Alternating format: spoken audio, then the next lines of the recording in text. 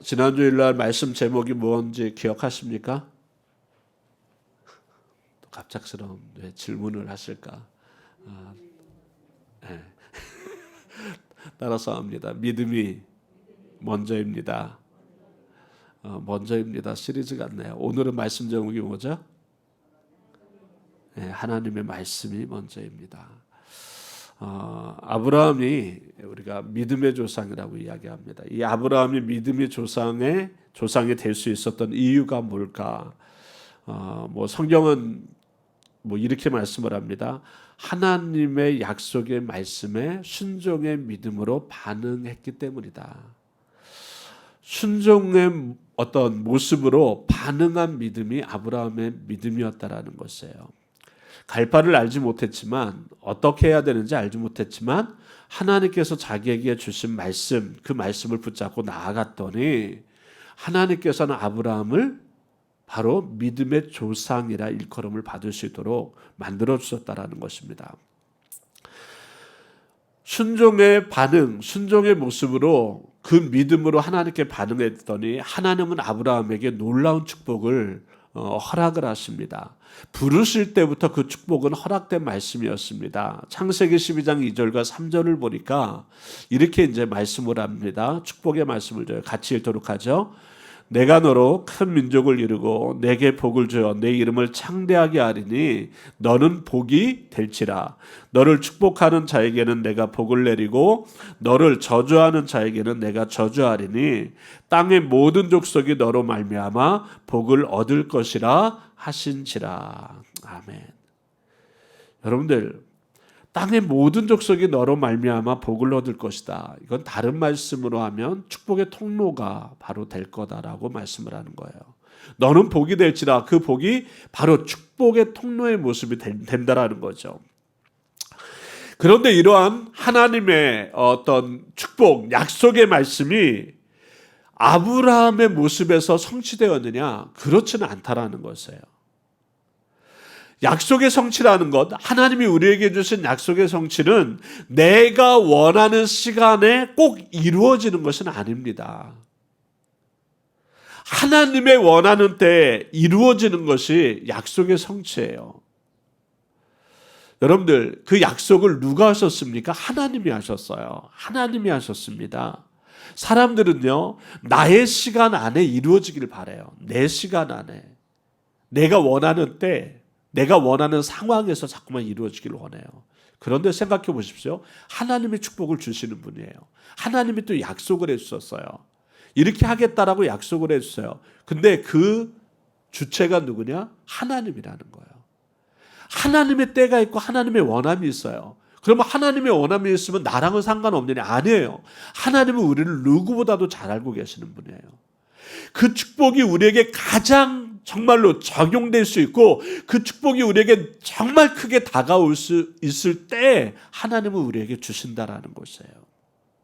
근데 우리는 우리의 상황으로만 자꾸만 생각을 합니다. 내 시간에, 내 상황에, 내 때에. 아브라함에 대한 하나님의 약속은 아브라함의 시간 속에서 이루어지는 모습 같지가 않았어요. 아브라함이 아들을 낳습니다. 누굴 낳죠? 이삭을 낳아요. 근데 이삭을 우리는 뭐라고 부르냐? 독자 이삭이라 그래요. 외동아들이라는 거죠. 여러분들, 외동아들은 지금 아브라함에게 여호와께서 주신 축복의 말씀에 비하면 아무것도 아닌 거죠. 큰 민족을 이루겠다고 했잖아요. 내가 복이 될 거라고 했잖아요. 근데 큰 민족을 이루려면 말 같아서는 어떻게 합니까? 아내가 아들을 낳는다. 자녀를 낳을 때마다 어떻게 낳아야 돼요? 최소한 쌍둥이 아니면 어떻게 해요? 5 쌍둥이. 말이 이렇지만 개들이 몇 마리 낳습니까? 2마리 낳을 때도 있고 그래요. 그런데 많이 나면 10마리까지도 막 낳고 그래요. 그렇게 비유할 수는 없지만 하여튼 많이 낳아야 될 거 아니에요. 다산의 축복을 줘야 될 거 아니에요. 그래야 조금 더 이렇게 내려가서 민족을 이루는 어떤 틀이라도 잡지 않습니까? 근데 아브라함에게 있어서는 이삭이었어요. 아브라함의 입장에서 보면 독자 이삭이에요. 아니 애를 낳지 못했는데 독자 이삭을 낳은 것 그것 자체도 은혜이긴 해요. 근데 한편으로 생각하면 이거 언제 민족을 이루지? 나는 상관이 없나 보다 생각할 수 있어요. 근데 이렇게 생각해 보면 하나님의 독자 이삭을 아이를 낳을 수 없는 아내를 통해 사라를 통해 독자 이삭을 낳게 하셨다라는 건 뭐예요? 이삭이 큰 민족의 씨앗이라는 거죠. 여러분들 씨앗 하나 심습니다. 나무의 씨앗이 될 수 있는 씨앗을 하나 심어요. 그럼 거기에서는 나무가 뭐 열매가 하나만 맺히나요? 그렇지 않아요. 이번 가을에 이 마당에 아름다운 모습을 좀 기대해요. 무슨 모습이냐? 감나무에 대한. 저 감나무를 작년에는 별로 안 열렸거든요. 가지를 막 제가 다쳤어요, 그냥. 너무 높아가지고 막 올라가서 다 잘라버리고 그랬거든요. 자르면서도 자르고 난 다음에 잘못 잘랐나? 이거 너무 친 거 아닌가? 그랬는데 웬걸 지금 보면요. 잎이 많잖아요. 근데 이렇게 가까이서 보시면요. 열매들 맺힌 게 되게 많아요. 야, 이것도 한가득 맺히겠구나라는 생각이 들어요. 빨간 감들이 이렇게 좀 이쁘더라고요. 대단히 뭐 감이 뭐 탐내는 게 아니라 그 달려져 있는 열매의 모습이 너무 이쁜 거예요. 여러분 씨앗은 그런 거죠. 씨앗 속에서 숲을 보는 거죠. 씨앗 속에서 많은 열매를 보는 것입니다. 하나님은 그걸 보시는 거였어요. 하지만 아브라함의 복은 그의 아들에게 주어지는 것이었습니다. 아브라함에게서 누리지 못하지만 아들 이삭에게 주어지는 것입니다. 축복의 전수라는 것은 믿음의 삶에 있어서 너무나 귀한 기쁨이에요. 여러분들 내 안에서 누리는 하나님의 기쁨만 있다면 슬픈 거예요. 내 안에 나의 삶으로 끝난다 그러면 뭐 그거라도 기쁘죠. 내가 누리는 삶 속에서 하나님의 축복을 누린다면. 근데 여러분들 우리의 삶은 전수되어야 돼요.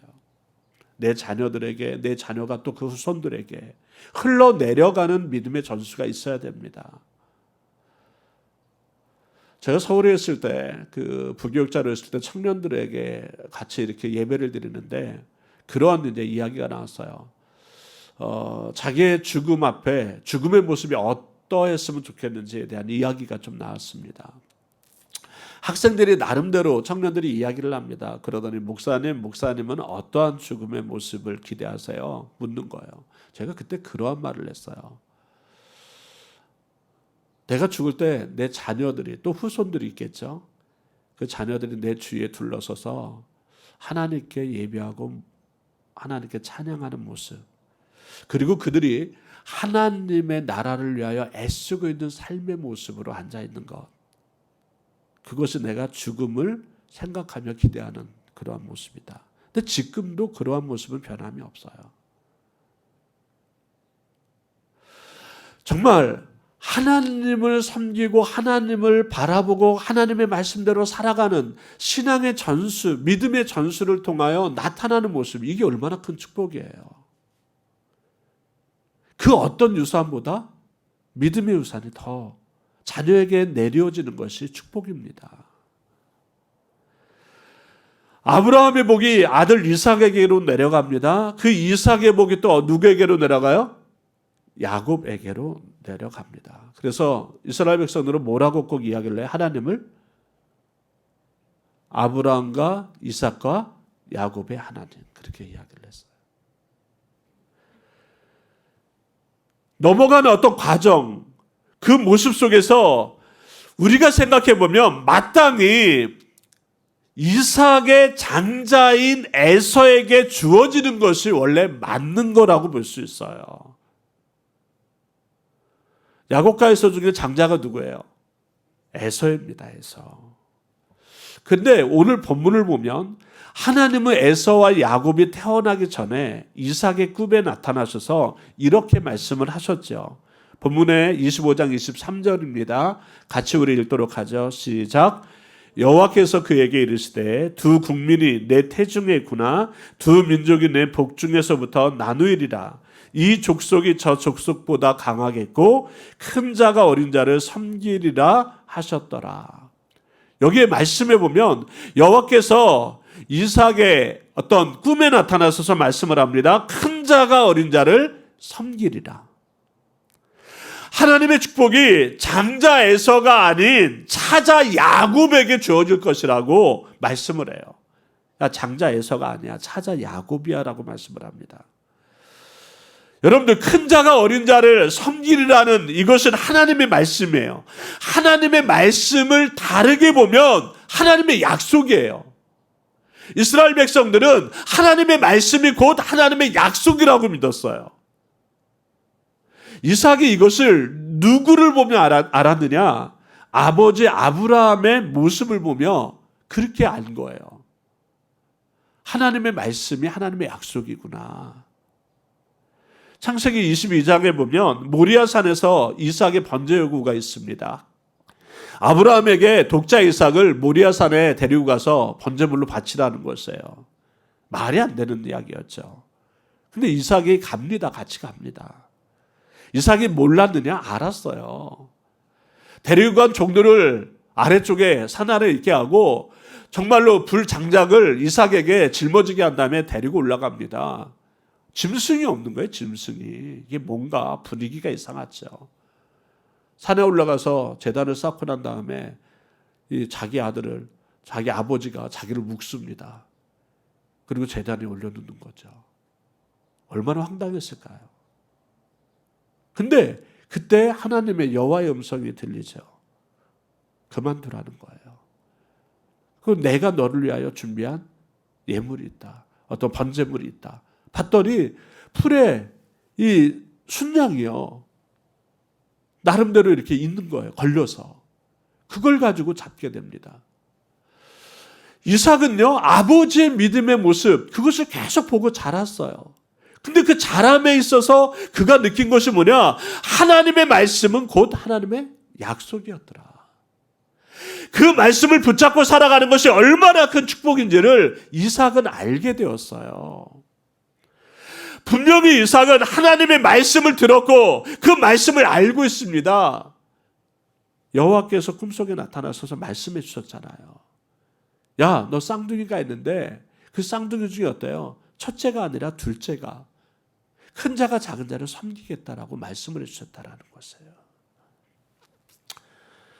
이러한 약속을 이삭이 들었음에도, 알고 있음에도 그가 죽음에 다다를 때, 죽음에 이르렀을 때 정작 이제 마지막 축복을 해야 되는, 유언의 축복을 할 때 야곱이 아닌 에서를 축복하려고 합니다. 오늘 본문의 27장의 말씀이 또 그것이에요. 27장 1절부터 4절까지 우리 천천히 다시 한번 읽습니다. 시작.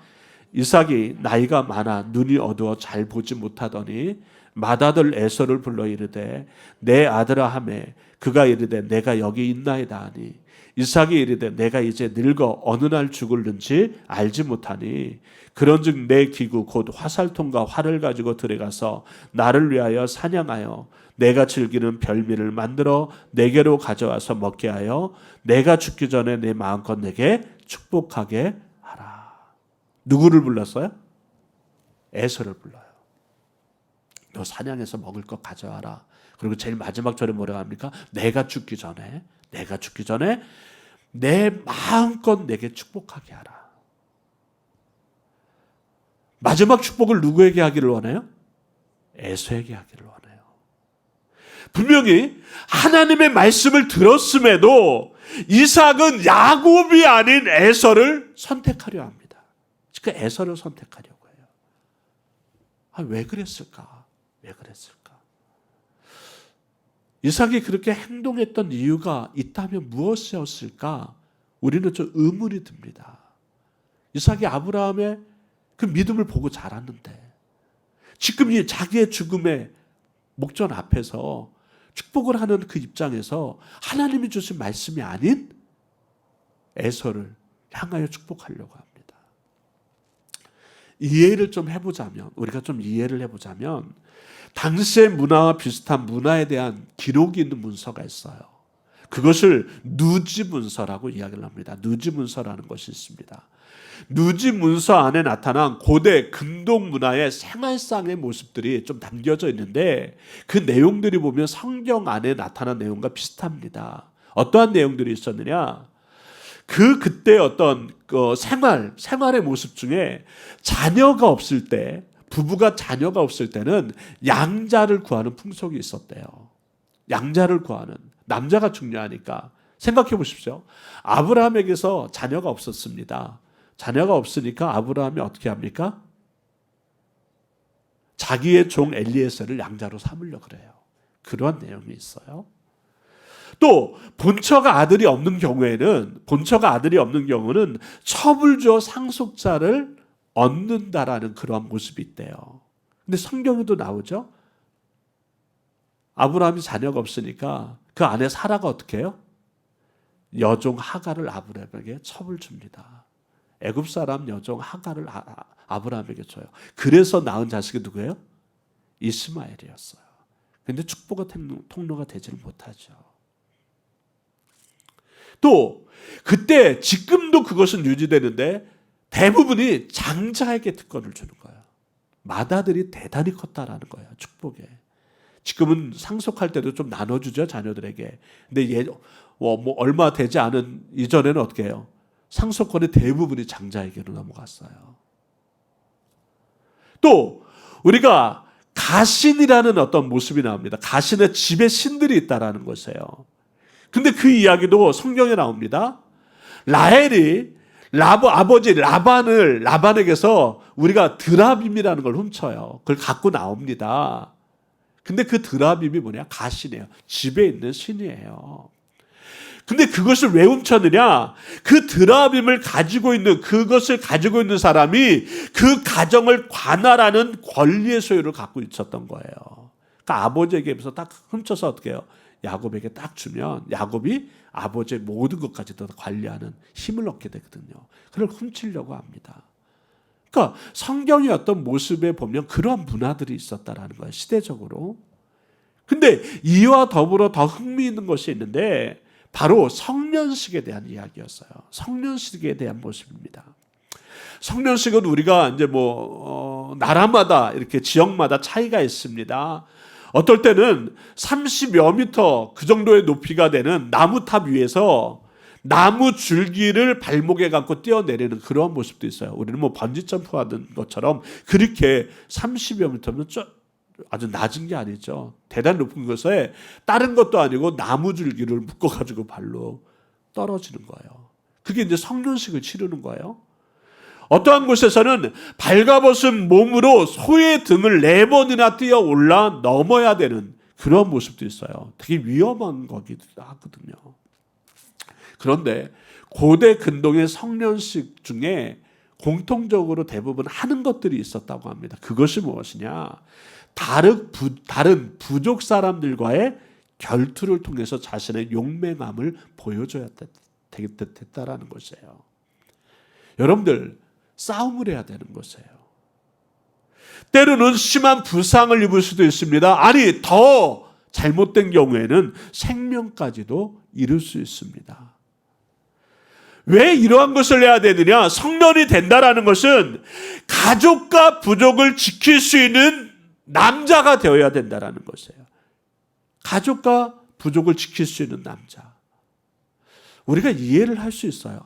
그럴 수 있겠다. 그럴 수 있겠다. 요즘은요, 그 지킴의 능력이 좀 다르죠. 요즘은 능력 있는 남자잖아요. 그 능력이 뭐로 좀 많이 귀결이 됩니까? 돈으로 귀결되는 경우가 참 많아요. 재정적인 능력이 있어야 어떤 결혼도 할 수 있고 재정적인 능력이 있어야 가장이라고 좀 일컬음 받을 수 있다. 그런 경우가 많아요. 근데 그때 당시에는 뭐예요? 그런 것보다는 가족을 지키고 부족을 지킨다라는 것은 싸워서 이겨야 된다라는 것이 있었다라는 것이에요. 그러니까 인기 있는 남자는 어떤 남자겠어요? 꽃미남이 아니겠죠? 싸움 잘하는, 근육이 막 있고요. 싸움 잘하고 사냥 잘하고요. 그리고 용맹한 남자. 사냥꾼이 오히려 인기가 있는 거죠. 또 하나 남성다움의 상징으로 그러한 모습이 되니까, 그런 분위기, 어떤 문화권이니까, 시대적인 배경이니까 몸에 난 털이 상징적인 모습이 있었어요. 그러니까 털을 잘 안 밀죠. 깎지를 않아요. 아직도 중동 지역의 남자들이 대부분 털을 밀지 않고 기르기를 좋아하는 이유도 아직까지도 남아있는 모습 중에 하나예요. 이런 당시 시대의 문화적인 배경을 생각해 보면서 성경의 내용을 보게 된다 그러면 에서의 직업은 무엇이었을까요? 사냥꾼이었어요. 창세기 25장 27절에 이렇게 말씀을 합니다. 같이 읽습니다. 시작. 그 아이들이 장성함에 에서는 익숙한 사냥꾼이었으므로 들사람이 되고 야곱은 조용한 사람이었으므로 장막에 거주하니. 에서의 직업이 뭐예요? 사냥꾼이에요. 또한 에서는 몸에 털이 많이 있습니다. 창세기 25장 25절에 보니까 이렇게 말씀을 했었죠. 같이 읽습니다. 먼저 나온 자는 붉고 전신이 털옷 같아서 이름을 에서라 하였고. 사냥꾼이고 몸에 털도 많아요.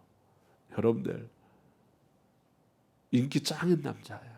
인기 짱인 남자. 반면에 야곱은 직업이 뭘까요? 거론되지도 않았어요. 직권에 전업주부인지 몰라도 특별히 언급이 없어요.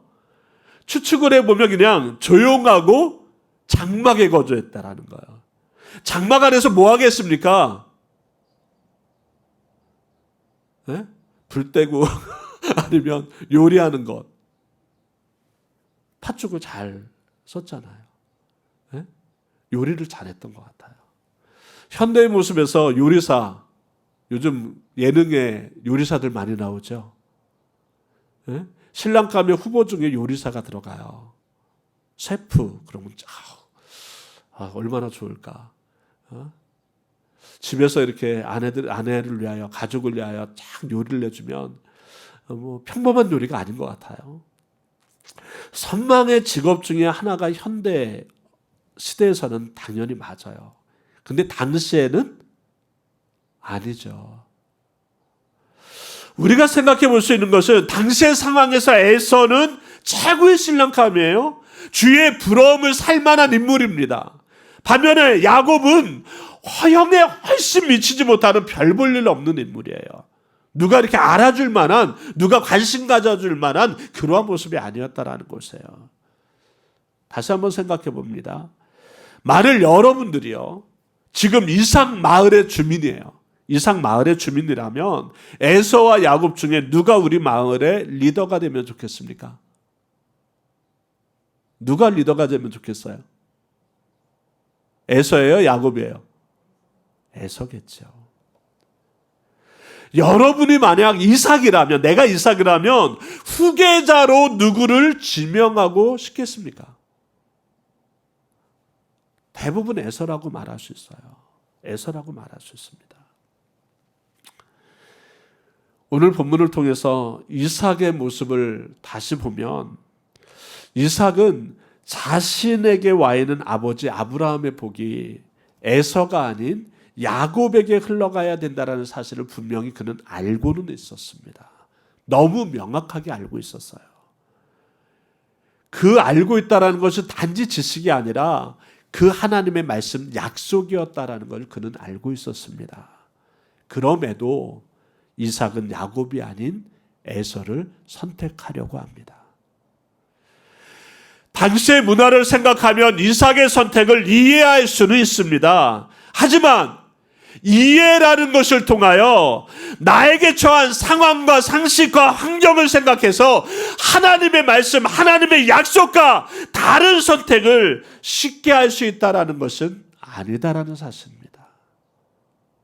이해되어진다고 해서 하나님의 말씀, 하나님의 약속과 다른 선택을 쉽게 할 수 있구나, 이것은 아니다라는 거죠. 본문의 이삭의 모습, 그 모습이 지금 나의 모습은 아닐까? 분명히 하나님의 말씀을 듣고 내가 알고 있음에도 하나님의 말씀이 아닌 사람의 말이나 상식과 환경을 내가 따라가고 있지는 않은가? 지금의 문화는 이런데, 지금의 상황은 이런데 당연히 이 상황이 맞는 거죠. 이 사람의 말이 맞는 거죠. 세상의 가치관이 맞는 거죠. 지난주 성경의 말씀 제목이 믿음이 먼저입니다 라고 했어요. 믿음이 먼저입니다. 다윗이 갖고 있는 모든 상황들이 있었어요. 너무나 정말로 좋은 상황, 이렇게 되기를 원한다.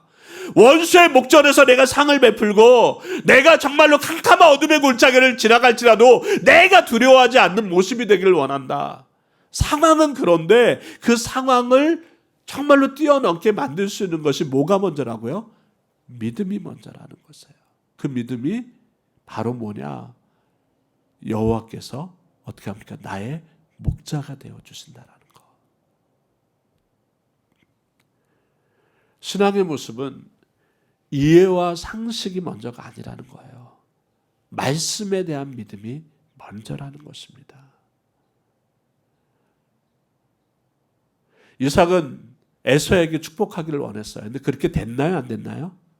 안 됐어요. 시대적인 상황이나 내 환경이나 사람들의 어떤 눈이나 그런 걸 통하여 이삭은 에서에게 주기를 원했어요. 그러나 그것은 하나님의 약속이 아니었어요. 하나님의 말씀이 아니었어요.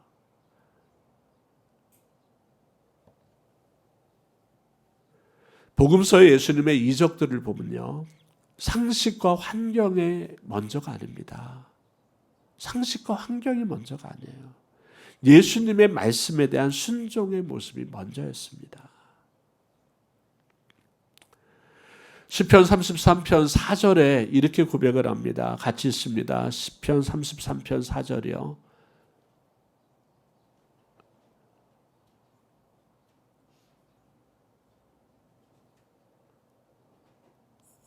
제가 글 안 줬었나요? 안 줬었나 보네. 같이 읽겠습니다. 시편 33편 4절이요. 같이 있습니다. 여호와의 말씀은 정직하며 그가 행하시는 일은 다 진실하시도다. 여호와의 말씀은 정직하며 그가 행하시는 일은 다 진실하시도다. 여러분들,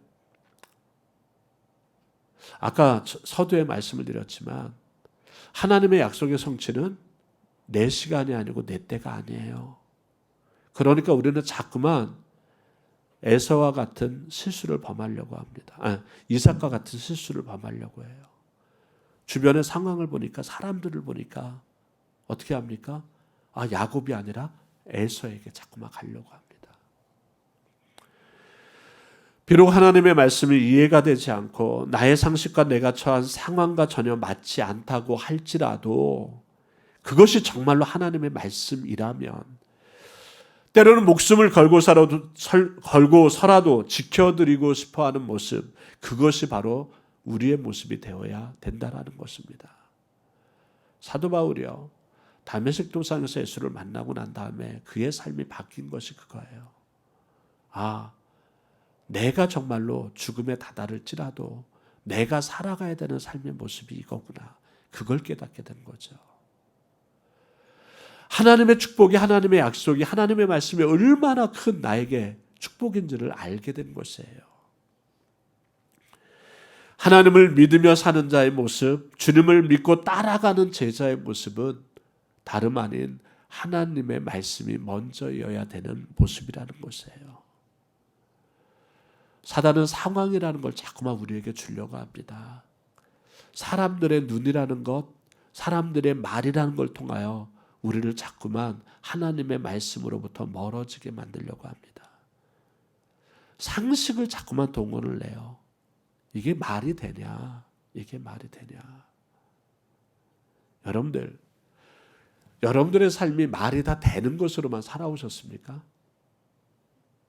말이 되는 것으로만 살아오면 재미가 없어요. 행복도 없고 기쁨도 없습니다. 말이 되는 것으로 다 되어지면요, 행복할 것 같죠? 행복하지가 않아요. 기쁨도 없어요. 말이 되지 않는 것 같은데 되어지는 거예요. 그러니까 우리는 그 속에서 또 기쁨을 알고 은혜를 알고 감사를 알게 되는 것이에요. 말이 되어지지 않는데 내가 오히려 되어지는 상황 속에 우리는 때로는 낭망하기도 합니다. 이거 당연히 되어져야 되는데 안 되니까 낭망하잖아요. 그러할 때 우리는 낭망으로 끝납니까? 아니죠. 믿음은 뭐예요? 낭망 속에 하나님의 약속을 또 기다리는 그 모습이 되어지는 것이에요. 여러분들, 이삭의 실수를 우리가 범하지 않는 믿음이 되시기를 바랍니다. 사단은 계속 우리에게 그러한 실수를 범하도록, 아니 그것이 오히려 합리적일 거라고 자꾸만 이야기를 합니다. 그러나요, 하나님이 주시는 축복의 말씀, 그 말씀의 성취는 하나님의 말씀을 붙들고 살아가는 자들에게 주어지는 것이라는 사실이에요. 아브라함에게 이삭을 주실 때에도 마찬가지였습니다. 상식에 합리적으로 맞지를 않아요. 너무나 불합리하잖아요. 시간도 오랫도록 기다려야 됐고, 그러나 하나님은 이삭을 통하여 하나님의 축복의 씨앗을 만들어 누셨다라는 사실입니다. 그리고 시간이 흘러봤더니 바로 아브라함이 믿음의 조상이라고 일컬음을 받는 그러한 모습을 하나님께서는 만드셨습니다. 여러분들 이 한 주간 살아가실 때 정말로 믿음의 모습을 하나님께 보여드리는 하나님의 자녀 되시기를 바랍니다. 정말로 내가 말씀이 먼저입니다. 말씀이 먼저입니다. 정말로 우리의 말씀, 하나님의 말씀이 약속임을 믿고 오늘도 그 약속 붙잡고 말씀 붙잡고 한 주간 살아가는 귀한 자 되시기를 주님의 이름으로 축원을 드립니다. 우리 같이 찬양 부르시며 같이 결단하며 기도할 텐데요. 하나님의 약속은 우리에게, 말씀은 약속이 됩니다. 그 말씀은 또한 우리에게 힘이 되는 것이 사실입니다. 세상 살아가는데 두려움 없습니까? 다 두려움이 있습니다. 하루하루를 어떻게 살아가야 될지 몰라서 두렵기도 합니다. 내일 일을 내가 모르기 때문에 또한 두렵게 됩니다. 그런데 내가 내일 일을 모르니까 오히려 어떻습니까? 하나님께 맡기면 평안해질 수 있어요. 우리는 내가 하려고 하니까 자꾸만 두려운 겁니다. 하나님께서 나와 함께 하시면, 하나님이 나와 함께 하시면 우리의 모든 거 하나님이 붙들어 주시니까 그 하나님께 맡기며 두려워하지 않는 믿음 되기를 원하고, 이 찬양 같이 부르시면서 우리 합심으로 하나님께 기도하겠습니다.